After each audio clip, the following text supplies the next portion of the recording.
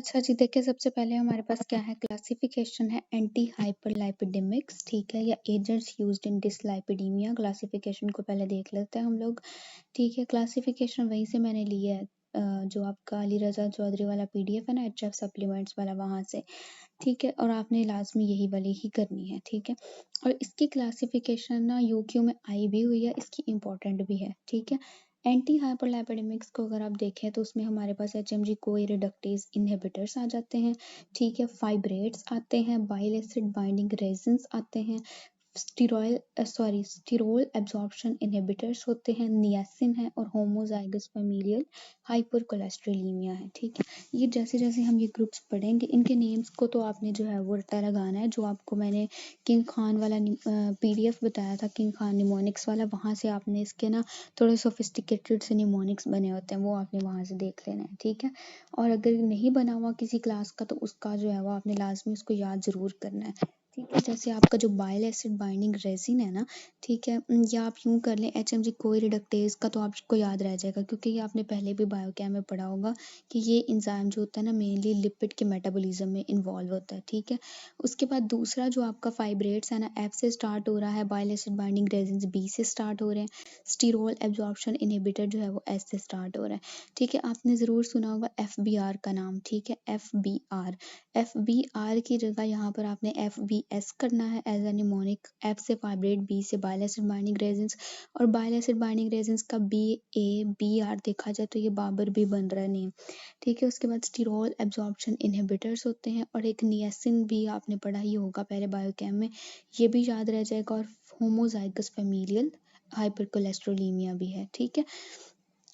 अच्छा, अब इसमें क्या है, जो बाइल एसिड बाइंडिंग रेजिन्स है ना हमारे पास, ठीक है, इसमें आप यूँ याद कर लें कि जैसे कोलेस्टिपोल है ना, ठीक है, टिपोल, टिप को हाईलाइट कर लें, स्टायरामीन, कोलेस्टायरामीन, ठीक है, स्टायरामीन को कर लें, और सेविलाम को कर लें, ठीक है। आपको पता होगा लाम जो है ना वो एक ब्रांड है कपड़ों का, ठीक है। उसके ऊपर आप कह लें कि ना टिप से कर लें कि टॉप के, उसके ऊपर बड़े प्यारे या टॉप के कपड़े होते हैं, ठीक है।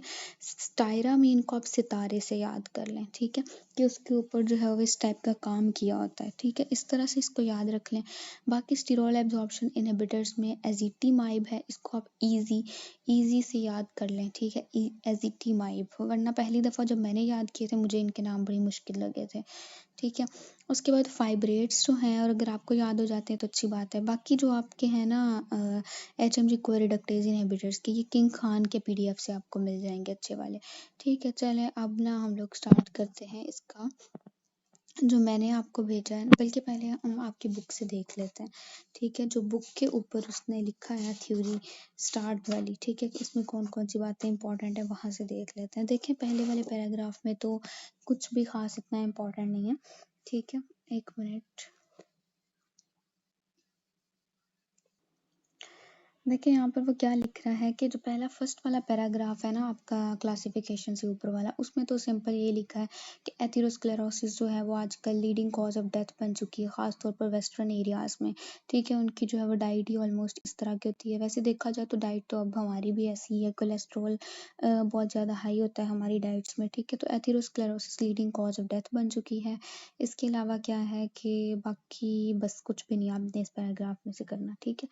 अच्छा, उसके बाद हाइपर लाइपोप्रोटीनीमिया पे अब आ जाएँ, उसकी पैथोजेनेसिस के ऊपर। सबसे पहले इसमें वो क्या कहता है कि इसमें जो बात आपकी याद करने वाली है ना, ठीक है, वो क्या है कि एथेरोस्क्लेरोसिस जो होती है ना उसकी दो रीजंस हैं, ठीक है। Atherosclerosis can either be due to, एक तो ये हो सकता है कि आपके जो ब्लड है उसके अंदर एलडीएल्स के लेवल ज़्यादा हो। आपको पता है बायोकेम में पढ़ा होगा कि एलडीएल जो होता है वो हमारे पास बैड कोलेस्टेरोल होता है, ठीक है। या ये भी हो सकता है कि due to low levels of HDL cholesterol, HDL cholesterol जो होता है वो गुड कोलेस्ट्रॉल होता है, ठीक है। सो जो गुड कोलेस्ट्रॉल है अगर उसका लेवल आपकी बॉडी में कम हो जाए तब भी एथेरोस्क्लेरोसिस हो सकता है, और अगर बैड कोलेस्ट्रॉल या एलडीएल जो है उसका लेवल हाई हो जाए आपकी बॉडी में तो उसकी वजह से भी क्या हो सकता है, एथेरोस्क्लेरोसिस हो सकती है, ठीक है। उसके बाद जो है वो कहता है कि जो प्री मेच्योर या एक्सेलरेटेड डेवलपमेंट है एथेरोस्क्लेरोसिस की, वो एसोसिएटेड है elevated concentration of certain plasma lipoproteins, specially कौन सी लाइपोप्रोटीन, एलडीएल, ये लो डेंसिटी लाइपोप्रोटीन, ठीक है। और ये एलडीएल क्या करता है ये सारा कुछ हम देख लेते हैं आगे, जो मैंने आपको पिक्चर सेंड की है ना वहाँ से देखते हैं।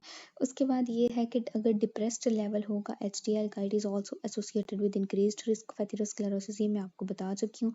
कुछ फैमिलीज के अंदर जो है hypertriglyceridemia is similarly correlated with atherosclerosis, यानी कि एथेरोस्क्लेरोसिस जो है उसके साथ साथ हाइपर ट्राइग्लाइसरीडीमिया भी होगा।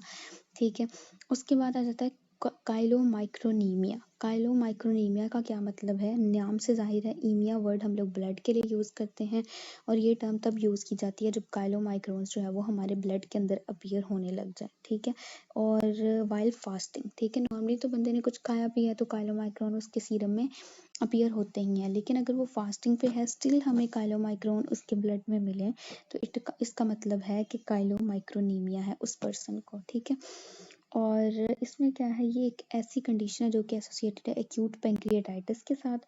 और कैसे इसको मैनेज किया जा सकता है, by restriction of total fat intake, कि हम लोग बिल्कुल भी फैट इंटेक ना करें तो काइलोमाइक्रोनीमिया से प्रिवेंट किया जा सकता है। ठीक है, काइलोमाइक्रोन क्या है, ये सारी चीज़ें मैं आपको डायग्राम से बताती हूँ। फिलहाल जो है ना, जो उसके बाद आ जाता है कि जो रेगुलेशन है प्लाज्मा लाइपोप्रोटीन की, उसमें हमारे पास डिफरेंट चीज़ें इन्वॉल्व हैं। क्या चीज़ें इन्वॉल्व हैं कि पर्सन पहले तो फैट इनटेक करता है, फिर उस फैट की आपके लीवर में प्रोसेसिंग होती है, फिर पेरिफेरल टिश्यूज़ में उसकी यूटिलाइजेशन होती है। ठीक है, इस तरह से जो हमारी प्लाज्मा के अंदर टोटल लाइपोप्रोटीन लेवल घूम रहा होता है ना, वो इन चीज़ों पर डिपेंड करता है, किस चीज़ पर कि पर्सन ने फैट इनटेक की, उसकी प्रोसेसिंग हुई, फिर पेरिफेरल टिश्यूज़ ने उसको यूटिलाइजेशन की, ये उसका नॉर्मल प्रोसेस होता है। कोई भी इनमें से चीज़ आगे पीछे होगी तो आपके लेवल जो हैं फैट के या लाइपोप्रोटीन के लेवल्स जो हैं वो भी ऊपर नीचे होंगे। उसके बाद प्राइमरी डिस्टर्बेंसेस जो होती हैं हमारे पास, वो किस तरह से होती हैं, किसी जेनेटिक कॉज की वजह से भी हो सकती हैं, जैसे म्यूटेशन हो अगर एपोलाइपोप्रोटीन में, उनके रिसेप्टर में, या कोई भी लिपिड मेटाबोलाइजिंग एंजाइम के अंदर जेनेटिक म्यूटेशन हो। सेकेंडरी डिस्टर्बेंसेस जो हैं वो एसोसिएटेड है वेस्टर्न डाइट के साथ। इसके अलावा अगर कोई एंडोक्राइन कंडीशन हो जाए, कोई डिजीज़ हो जाए लीवर या किडनीज की, खैर ये सारी बातें आप ना भी याद रखें तो इट्स ओके। ठीक है, ये इंट्रोडक्शन वाला पैराग्राफ था और अगर आपने इसको नहीं भी किया अच्छे से तो कोई मसला नहीं है। ठीक है, नेक्स्ट आ जाए आप ट्रीटमेंट स्ट्रेटजीज। ट्रीटमेंट स्ट्रेटजीज को आप ज़रूर करें।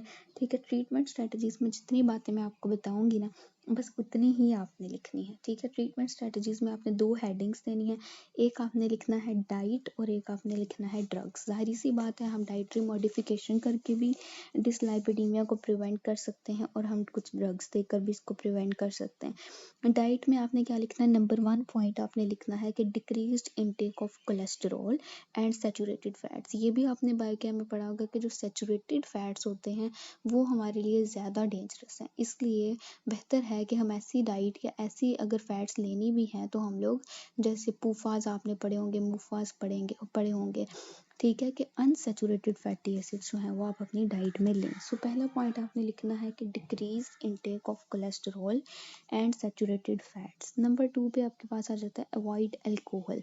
ठीक है, नंबर 2 पे आपने लिखना है अवॉइड अल्कोहल, क्योंकि आज जो अल्कोहल होती है वो इंक्रीज कर देती है आपके ब्लड के अंदर VLDL और ट्राइग्लिसराइड्स के लेवल को। ठीक है, बस ये 2 चीज़ें आपने जो है वो डाइट के अंदर ये 2 पॉइंट्स बनाकर लिखने हैं बस।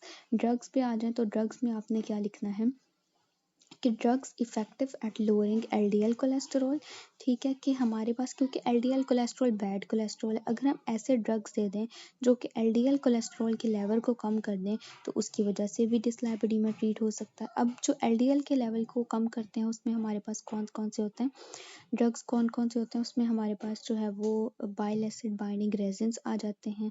ठीक है, स्टीरोल एब्जॉर्प्शन इनहिबिटर्स आ जाते हैं और नियासिन, ये 3 ड्रग्स आ जाते हैं आपके पास। ठीक है, उसके बाद है कि दूसरे ड्रग्स वो होते हैं जो कि क्या करें, VLDL के लेवल्स को कम कर दें आपकी बॉडी के अंदर। ठीक है, या फिर आप कह दें कि रेज कर दें HDL कोलेस्टेरॉल के लेवल को, क्योंकि हमने एथेरोस्क्लेरोसिस की 2 ही रीजंस पढ़ी थी कि या तो LDL का लेवल कम होगा या HDL का लेवल जो है वो या तो LDL का लेवल ज़्यादा होगा या HDL का लेवल कम होगा। तो ट्रीटमेंट स्ट्रेटजी भी यही है कि या तो LDL के लेवल को कम कर दो या HDL को ज़्यादा कर दो। उसके लिए उसने आपको ड्रग्स बता दिए। अब HDL की कंसंट्रेशन को ज़्यादा करने के लिए आप लोग क्या करोगे, करो कि आप जो है वो फाइब्रेट्स, नियासिन या ओमेगा 3 डेरिवेटिव्स जो फैटी एसिड हैं वो आप इनटेक करो, ठीक है। सो ट्रीटमेंट स्ट्रेटजीज में आपने जो बातें मेन है वो पॉइंट्स बना के लिखनी है। डाइट में आप लिखेंगे number 1 decrease intake of cholesterol and saturated fats, number 2 avoid alcohol as the increase levels of triglycerides and VLDL।